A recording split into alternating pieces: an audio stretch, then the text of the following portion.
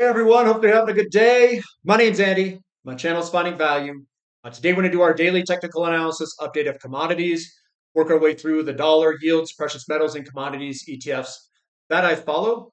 I'll interject my financial opinions as we go through it together. And if you need help with anything, check out finding-value.com. That's where I dive deeper into all of these topics, looking for potential investment opportunities. I'm really focused on the commodity side and precious metals, looking for opportunities there, as that's what's cheap and down at this current time. Let's take a look, dive in there, see what's going on today. The dollar slightly higher today. I know Powell came out saying that rates were going to be unchanged.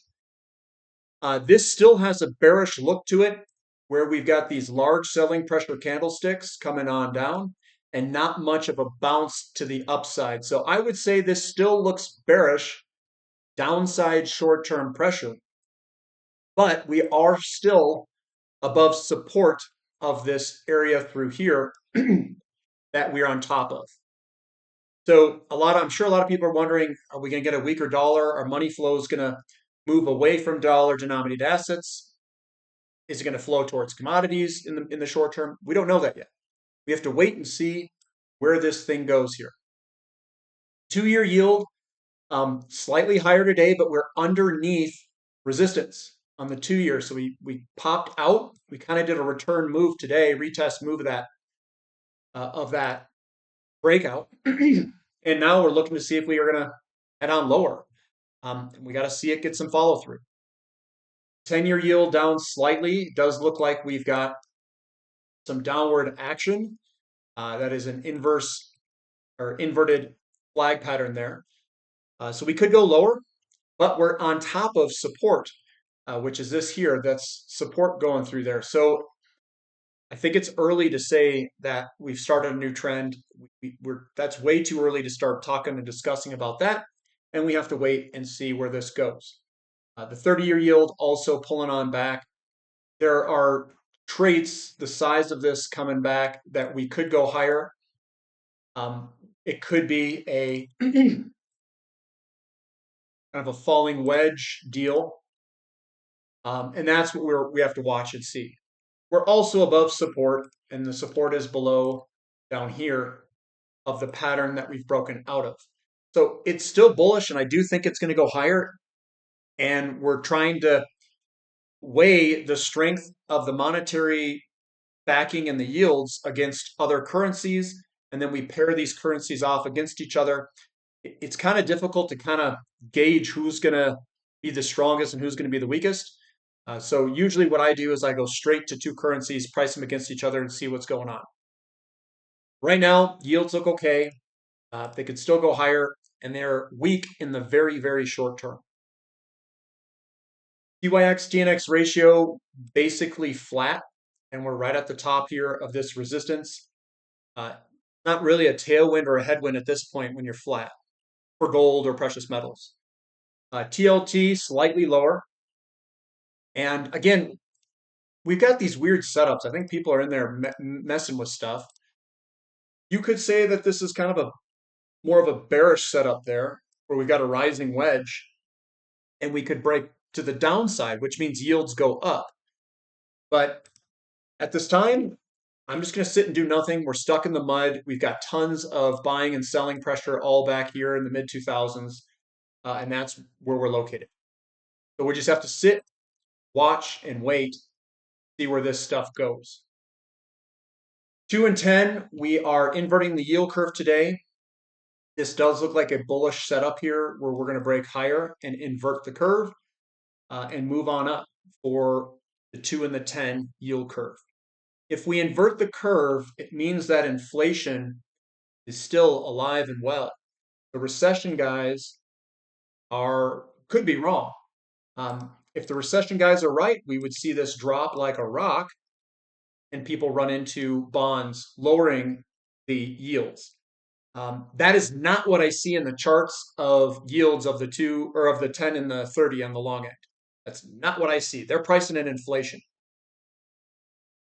Looking at gold, slightly higher today, but mostly flat for today.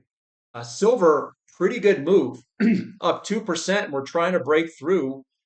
We're kind of turtle heading out of this resistance line. Silver looks pretty dang good. I'd like to see this thing start to rip here. That would give me the confidence to say that we are definitely going higher when we break out of this.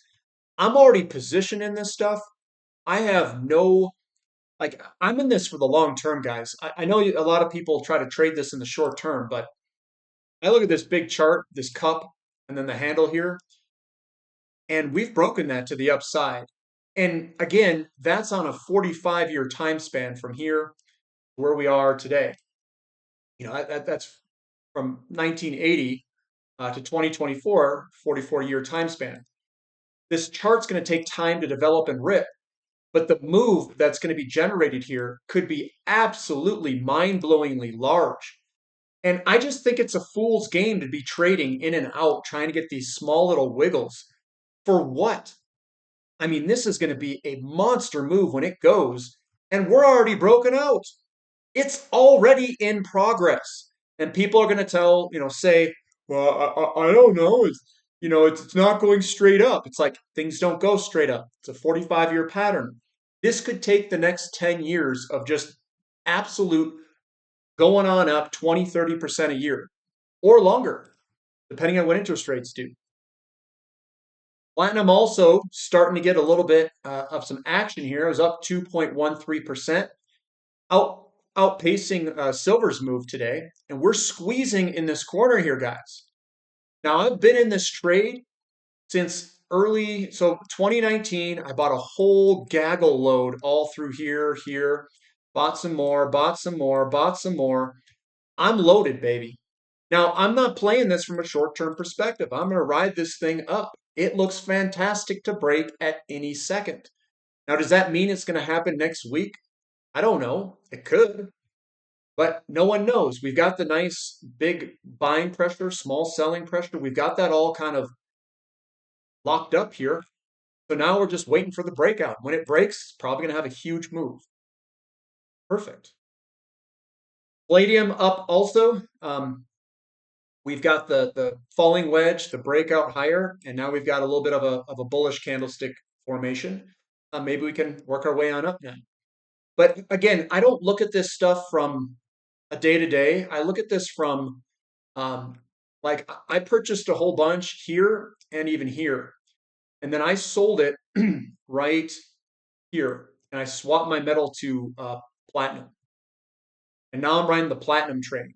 That's my holding period from here to there. So, let's just say my average is 200.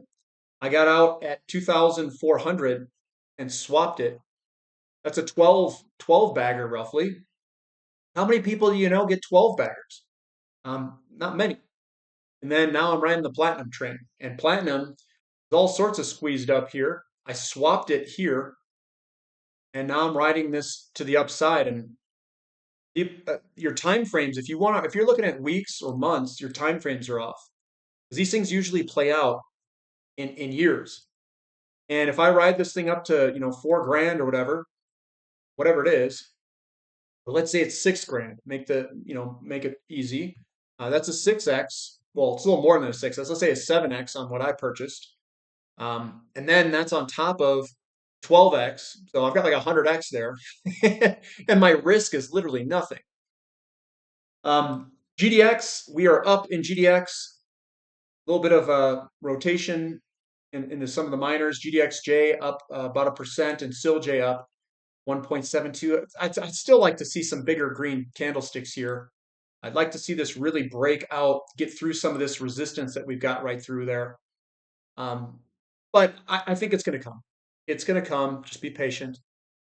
We've got XAU to gold up 1%. This is just absolute ridiculous levels down here. Gold and silver mining companies versus gold. We broke out here. We're doing this retest here. This is a really good time to be looking for potential investment opportunities. I know one of our stocks that's more speculative, it's up like over 100% in the past week or two. Huge move on one of the ones that I really like. And I think there's other ones that are down that haven't moved yet that are great opportunities still. Crude oil down 1.2%. I think it's trying to bottom. Whenever you get to these bottoms, you start seeing wicks at the bottom like this, where things are getting purchased towards the end of the day. That generally is where you could see a bottom. You'll also see, and this is just real crude, kind of the downtrend start to break here if we break over the next day or two. I think we could start to turn our way on up. A lot of people are pretty bearish on crude oil. I've seen a lot of $50 calls. Um, we've got low inventory. We're eating through inventory. The fair value given our inventory levels is probably somewhere in the mid 80s, low to mid 80s. And we've gotten draws in our inventory levels when our inventory is supposed to be building. So we'll see what happens here, but I'm in the camp that we're going higher. That is the minority viewpoint. We're also very cheap in oil. TTF gas ripping higher, up 6.5%. A pretty big move. Pretty strong closing too. And that looks, we're still in the channel here, and we'll see if we can break out of this upward channel here to the upside and really start moving, because we've got two resistance lines. The uptrend resistance line and the trend horizontal trend resistance line. If we break through this, this is going to be a run Forrest run potential opportunity here. Natural gas in America. I know when the contracts roll over, this was a contract rollover day, sometimes the pricing gets all jacked up. So I don't know if that's real pricing. We can type in natural gas and just look there. It was an actual up day today, 3.3%. But whenever you look at some of these, when they roll the contracts over, it gets messed up, the pricing. Boy, XOP, yeah, you know me. Bullish piercing candlestick that looks good to go higher, sideways or higher. With this reversal candlestick that we got today, looks pretty good. We are closing in on this resistance line, and eventually, hopefully, we can break through that and go to the promised land. Energy service down slightly, down 0.7%. It still has some downward pressure being applied. The momentum is. We got to see a turn there first. Newcastle coal futures up 1.3%. I think it's trying to bottom here. I'd be firing off stuff in some of the coal companies that I like. That's kind of what I would do. But I'm also a hybrid investor. I don't wait for breakouts. A lot of the times I'll buy stuff around support if those charts look good of the individual companies, and then I let them rip. Profits Uranium Trust up 3.6%, a little bit of a bounce day today. We've had huge momentum down here. Looks like people really were shaking in their boots there. But we have an up day today. We'll see what happens the next few trading sessions. And we have this big flag pattern. It's a bullish formation. Everything I see on this chart is bullish. Here is your bottom is all here. You've broken out of the bottom. You generally get a return move. And we're doing the return move right now. And people are so impatient, it makes me want to slap myself. It's going to go higher, in my opinion, way higher. The physical uranium price, another thing. This is your base. It's all down here. This is 2 is your big move up. You have to break out, and then you get a return move. We're doing the return move.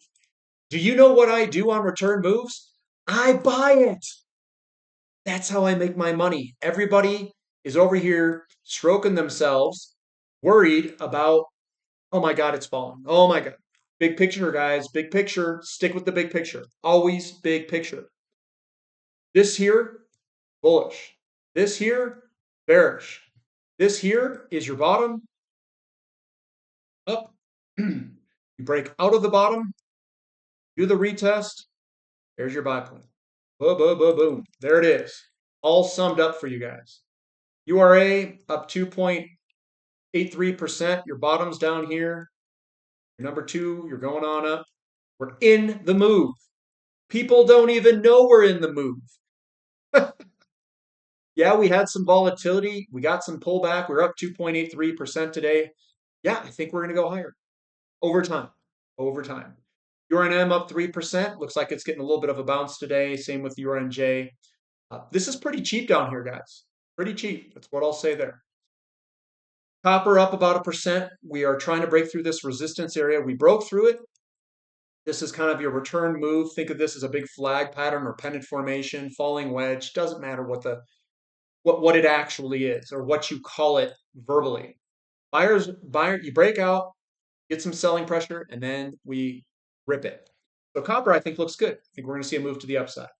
COPX up 1.5%, bouncing off some support. We'll see if we can get a rally going there. And I'm sure if copper can get moving, that the miners will get moving. Iron ore moving sideways. We are at that dead period where buyers equal to sellers, where they come into this corner and just go sideways. Bam! And then we hit it hard to the upside when it breaks. And then everyone's going to say, if I purchased it here, they're going to say, it's up here. Hey, is this a good purchase price up here? I bought it down here, guys. Tough to say. I think we're going to break to the upside. What's the reasoning? Well, copper looks like it's breaking the upside. Oil looks pretty good. Uranium looks good. Everything looks good in the commodity space. And they all move together for the most part. Aluminum up 2%. It's banging its head on that resistance area right where we're at. You can see that big wick at the top. But the lows are coming on up. And we're going to rip through that thing at some point. It's going to rip. It's going to move 20, 30% probably in a short time whenever this breaks. And then people are going to ask me, is it good to buy up here? And then you're going to get a return move of the breakout. And then they're going to be mad because it returned. And that just cycles over and over with everybody because they want to chase price performance. Nickel down slightly and still putting in that booty bottom. We've got Mu up 0.35%. We're coming up on some resistance here right above us. We'll see if we can punch through it, which I think we will. Emerging markets up 0.02%. It is still doing inverted head and shoulder pattern. We'll probably see a break there. I would like to see the dollar drop for this to really start to move. KRE down slightly. Looks kind of like just a continuation consolidation pattern, ready to move on up. We've got TAN up 3%, breaking a little downtrend line there, getting jiggy with it. Lithium up 0.2, right on support resistance. That's that downtrend line. Not that thing, but there it is, that downtrend line that we need to punch through. REMX up slightly, right on support. There we are on support. We've got Baltic Dry Index down then. Baltic's been getting absolutely shellacked here. I like it down here, guys. I really do. And there's opportunities to buy some of the dry bulk companies, and they're just paying fat old dividends. Big fatty dividends, like 10 to 17% fat dividends right in your pocket. I know I've got lower back pain from all the dividends I'm receiving. I get it. XHB, this this is weird. We have a rising wedge, right? Rising wedge here. We break out of the rising wedge to the downside. And this is a bullish formation. What the heck is going on here? This is a big bullish engulfing with small selling pressure candlesticks on the weekly candlesticks. Today we had a little bit more selling pressure, a little bit of downside momentum in the short term. There are some gaps here that we might fill, but yeah, that's what we're seeing with XHB. Russell 2000, this is a bullish formation. It looks good still to go higher. Not much selling pressure there. S&P 500, a little bit of selling pressure, but not much. Still looks good. NASDAQ, same thing, not much selling pressure, still looks good to work its way on up, right above support. SMCI down 1. This is going to take some time to base out. I wouldn't even really look at it much anymore. NVIDIA down 4%. Man, this is all over the place. Got some big selling pressure candlesticks here and there. It gapped lower. And then we'll see if there's any follow through in either direction here. Tough one to read. But it's below everything. So I would say it's downward is the path of least resistance. BTC up 3.8%. I understand you guys who are very crypto, they love their crypto. Larry Fink said it best. You will own nothing and you will like it. Here's Bitcoin. It's still a bullish formation to break higher, but that is his quote, not mine. Ethereum 2.25, it's on support. Looks good to go higher. We're squeezing into the corner there, and potentially we could break higher still. We're on support. We've got MicroStrategy 1.58 up today, and it's kind of basing out sideways all through here. not a clear direction on where this wants to go. It could go in either direction, but knowing how Bitcoin is trading, I would say this is to the upside because Bitcoin looks like it wants to break to the upside. So if MicroStrategy has Bitcoin and Bitcoin goes higher, I mean that makes sense. And then the volatility index of the S&P 500, just sideways action for volatility, which means you're going in either direction, not too much down or up. And you can kind of just go sideways and work your way on up in the underlying S&P 500. So that's what I've got for today. Thumb up for the content. Subscribe to the channel. Subscribe to the website. Discount coupon code. We've got a question and answer session coming up on Saturday, 7 a.m. Mountain Time. I do have some slides I'd like to share. We're going to go through a natural gas presentation. I've got some slides on oil, oil, and a bunch of different metrics that I grabbed from something I was watching on YouTube. So it looks really good. I think we should all go through it together. Don't get too bulled up because this is all bullish information that I'll be sharing. And we can go through it all together, and you guys can ask your questions too about whatever you like. I know somebody asked a question about net present value. I'll show you how to do that calculation and the sensitivity to interest rates going up and down and how that may impact future cash flows. Or if you're buying a house or mortgage rates, it applies to all that stuff. All right, guys, that's what I've got for today. We'll catch you next time. This is Finding Value.